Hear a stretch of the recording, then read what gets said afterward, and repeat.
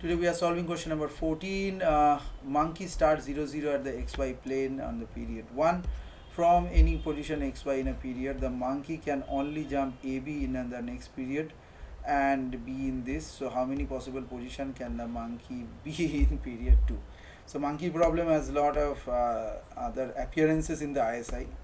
The problem states that the monkey starts at 0 0. So to find the number of distinct points the monkey can be during the period 2, तो हमको क्या consider करना है, movement from any position may be like X Y.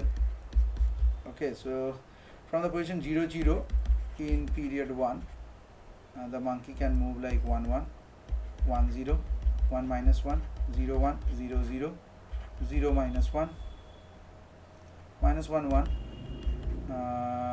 minus 1 0 minus 1 1 minus 1 minus 1.